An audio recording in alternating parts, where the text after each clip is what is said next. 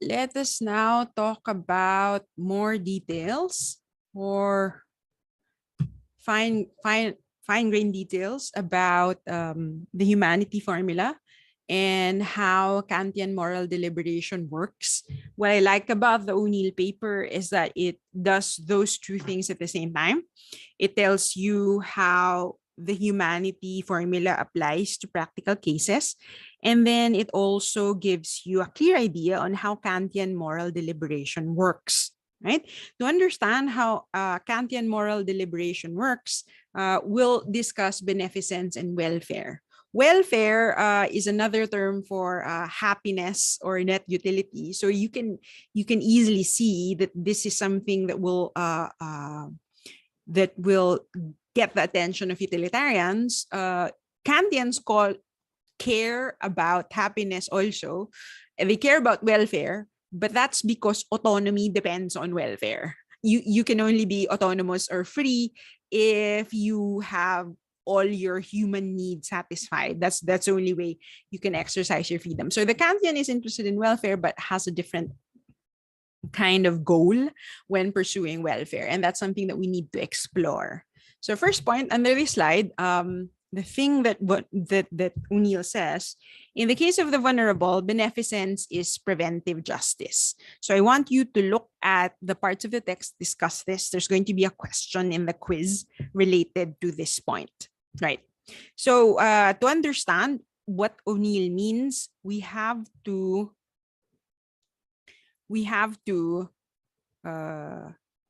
be explicit about who the vulnerable are. Who are people who are vulnerable? Here, vulnerable is being used in a specific way. Vulnerable means the person who is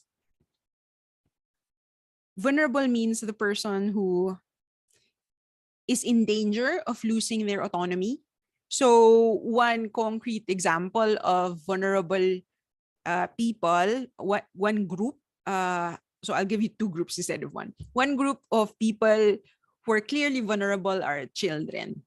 Children have the potential to be fully autonomous, to grow up as fully free human beings. But if they are deprived of certain things, they don't get food, shelter, clothing, but not only that, they don't get proper education. They do not get proper opportunities. They cannot mature in the right way, and they cannot realize their potential to full autonomy. So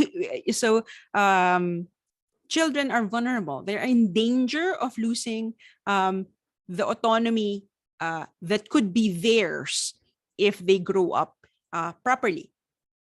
Another example of a vulnerable group are people who are poor and hungry, just because, again, this is kind of like the case with the children. First of all, they are in danger of getting sick or dying. And also because poverty and hunger creates a certain kind of desperation, they are very, very easily exploited or manipulated just because there are things that they clearly lack. Groups of vulnerable people include the sick, the elderly, and so on, right? And the disabled. Minorities are also vulnerable because they can be oppressed by majority groups, right? So in the case of the vulnerable, beneficence is preventive justice, right? That's a claim, and it's a complex idea. Now I have just explained what vulnerable means, what vulnerable refers to. Now I have to explain what beneficence and justice mean. The next point is going to be a definition of beneficence. So we'll reserve the longer definition for beneficence in the next bullet point in this slide. But beneficence is a synonym for generosity or charity, or even kindness. I know some of you work on kindness as the virtue for the group work. But kindness is different from justice. Kindness seems to be going over and beyond the minimum, or going over and beyond something that's strictly speaking required. I'll give you a very rough example. to illustrate the difference between beneficence and justice. This is actually easier to explain if we were in a face-to-face situation. But anyway, I can still give the example even if this is a recording. So imagine I'm walking along the corridor of a school or a university. And let's say I'm walking clumsily. I have a heavy bag that I am swinging around in a clumsy way. And I hit the student with it, unfortunately. And the student falls down and gets injured. And maybe they start bleeding. Maybe they have a broken bone. It's a serious injury. Okay. Now, if I bring the student to the infirmary and make sure that they fully recover from that injury, and also make sure that they don't get into trouble for losing that time where they got to the infirmary, maybe they were going to class or whatever, right? If I make sure that I take care of that, all that, that's only fair. That's only a matter of justice, because it's my fault that that particular student got injured, right? So technically speaking, I did the right thing, but I think technically speaking, the student doesn't owe me thanks, because actually I'm the one who should apologize because I'm the one who caused the injury, right? So that's a matter of justice. Now imagine a scenario almost exactly the same, but with one crucial difference. So again, I'm walking in a corridor in a university, and then I'm not carrying a bag. I'm not being clumsy. I'm just walking. And then on the other end of this corridor, there's a student who's walking, and for whatever reason, she slips. So she falls down, and again, she gets injured. Maybe she starts bleeding, or maybe she breaks her arm or something like that. And then again, I bring her to the infirmary. I make sure that she recovers. I make sure that she doesn't get into trouble, and her professor for whatever class she's going to is informed about what happened to her, etc., etc. This is beneficence. This is beneficence. This is reaching out and making sure that somebody in need is taken care of. And I happen to be there. I'm partly responsible because I'm a professor in the school, and I'm part of the group of people who has certain responsibilities in the institution. Yes, but I'm not the one who caused the injury, right? So in this case, this is an act of kindness. This is an act of generosity. The helping is not required in the exact same way that it was required in the case of justice, where I was the one who caused the injury, right? So strictly speaking, beneficence and justice are not the same, right? So O'Neill is saying that in the case of the vulnerable, the dividing line between beneficence and justice gets blurred just because the people who are vulnerable are always potentially exploited, right? Now let's go to a more detailed definition of beneficence, which I'm taking from the Stanford Encyclopedia entry on the principle of beneficence in applied ethics. I'm going to read this. It says, the term beneficence connotes acts of mercy, kindness, and charity. It is suggestive of altruism, love, humanity, and promoting the good of others. This is really the core of beneficence, promoting the good of others. It is understood to include all forms of action intended to benefit or promote the good of other persons.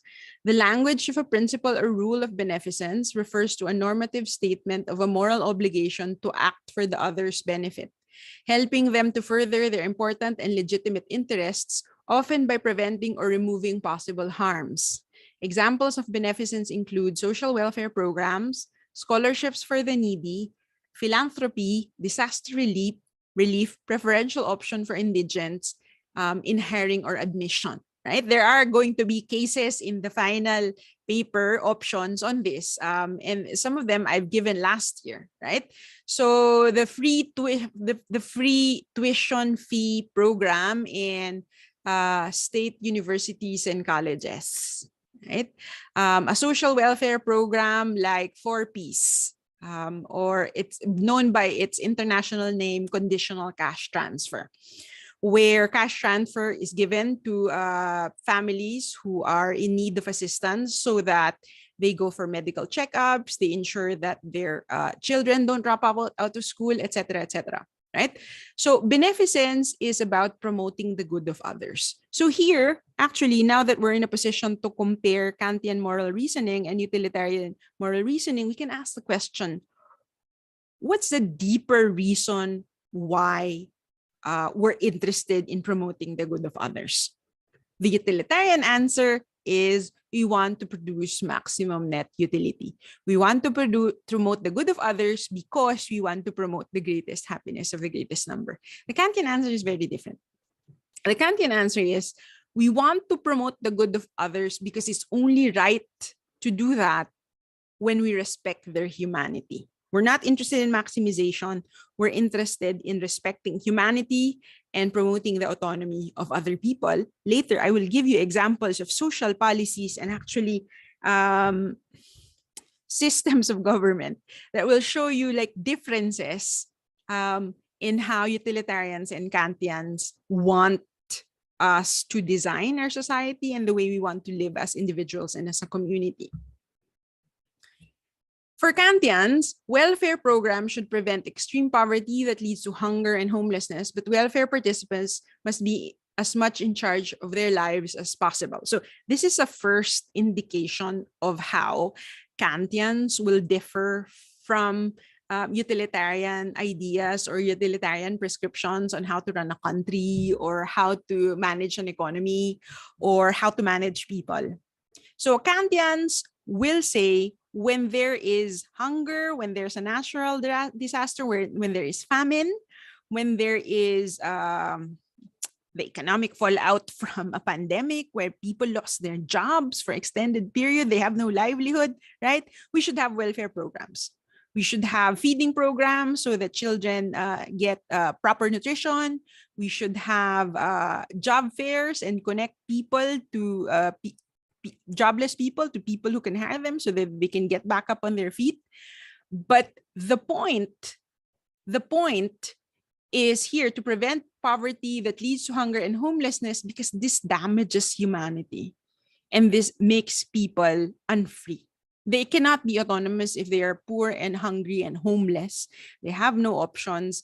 They are at the mercy of accidents, of what other people will do, etc. They cannot act for themselves and they cannot make decisions for themselves, right? But welfare is not designed to produce happiness. Welfare is designed to restore autonomy and then bring people to the point where they don't need assistance anymore and they can make their own decisions for themselves. So the goal is to restore or to realize people's autonomy and freedom, not to produce happiness, right? So the interest in beneficence and welfare of the Kantian is very different, right? It's very different. So I'll go now to another slide where we see that the Kantian emphasis on respecting humanity is the same as respecting autonomy, leads to very clear and very strict prohibitions. Now, that's not something that we see in the utilitarian framework, right? So let's see what O'Neill has to say on this point.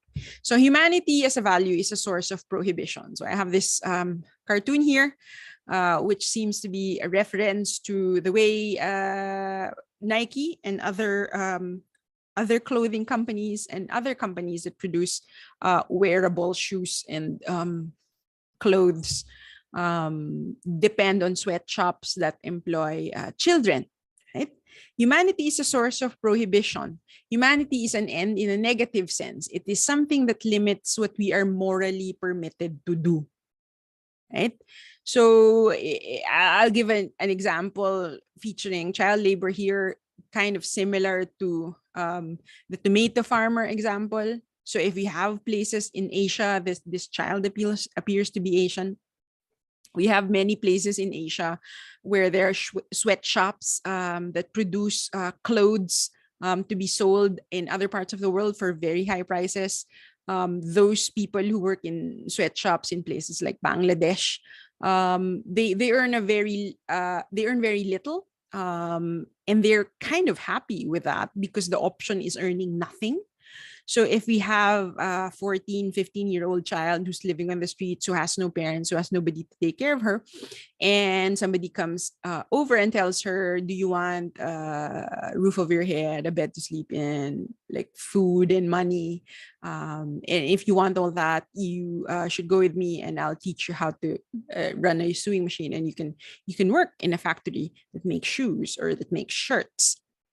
Right? What do you think the 14 or 15-year-old child will say? Of course, the child will say yes, because she's living in the street, she's hungry, she's in danger all the time, right?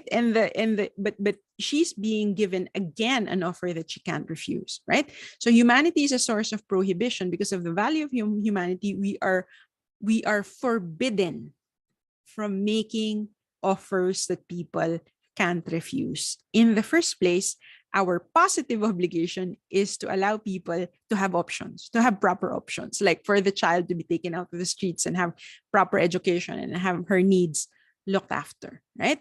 So earning a living or sustaining a business enterprise are acceptable goals. There's not anything wrong with them in and of themselves, but there are limits in the way we are allowed to promote them. We cannot promote business enterprises or economic activities with complete disregard of human rights, like the child's right to a proper childhood. And here we see the reason why O'Neill says at the beginning of her article, Kantian deontology is associated with rights, especially human rights. Human rights are central to human autonomy. So the right to life, the right to privacy, the right to associate with people whom you choose, right? Those are basic aspects of human right. Of course, as you know, it's more complicated and the list is longer than that. But humanity is a source of prohibition because of the value, immeasurable and absolute value of humanity. There are certain things that we are not allowed to do. There are prohibitions against exploitation. There are prohibitions against depriving people of certain freedoms, and those prohibitions are absolute. Like, there are no exceptions to them. Kantians are very strict about this because this is the only way we can respect humanity. The hungry and the destitute are vulnerable to exploitation, and those who are near them are often tempted to exploit this vulnerability. So I've given examples of that, like the middleman, as far as the tomato farmer is concerned, people who may be naive about dynamics of consent in a romantic relationship, maybe exerting peer pressure on people so that they agree to certain things, right? And this makes people who are young and not very well versed with how things go liable to exploitation, okay? And this is why there is a strict prohibition against manipulation, not obtaining proper consent, violating rights, right? That's why it's very important. These are the temptations that are always there. So the Kantians say humanity is a source of prohibition.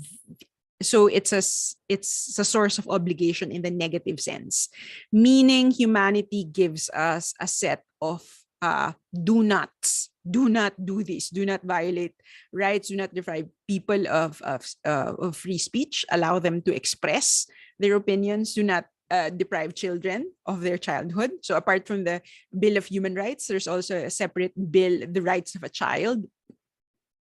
So people are not allowed to violate that, because to violate that is to fail to treat humans as ends in themselves, right? So these are the practical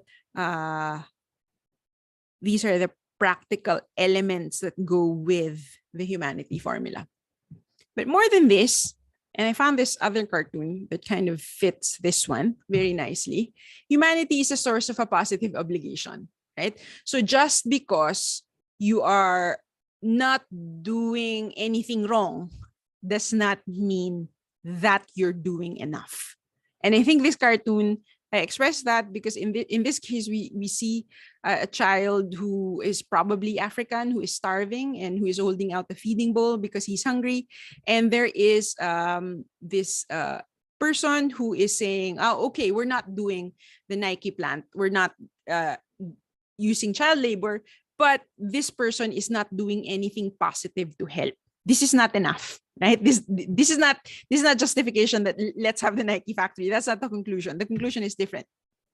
Okay, seem to have made the mistake in animating the slide. Anyway, so humanity is something that we protect and cultivate in ourselves.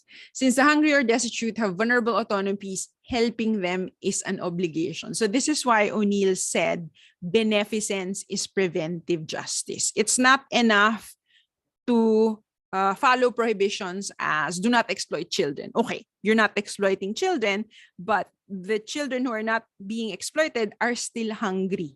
And because they are still hungry, they could still be exploited by somebody else. So you just remove their hunger and they cannot be exploited, right? So that you just remove the things that could be used as tools by people with bad will, as levers of manipulation, and then you can enable those children to live proper lives and they can get education and so on. So not interfering, not doing anything in situations where people with vulnerable autonomy can be exploited is also injustice, even if you don't commit it yourself, right? So that's where O'Neill says the line between beneficence and justice gets blurred, because she says in the case of the vulnerable, beneficence is preventive justice. You prevent injustice that could be committed. So you just go ahead and help already so that they're not always hanging and always in danger of getting abused and exploited by others. Okay.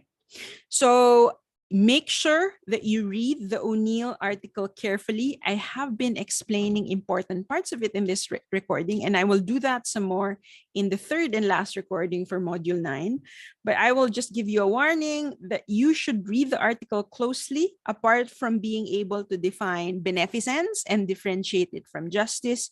You should know what paternalism is about.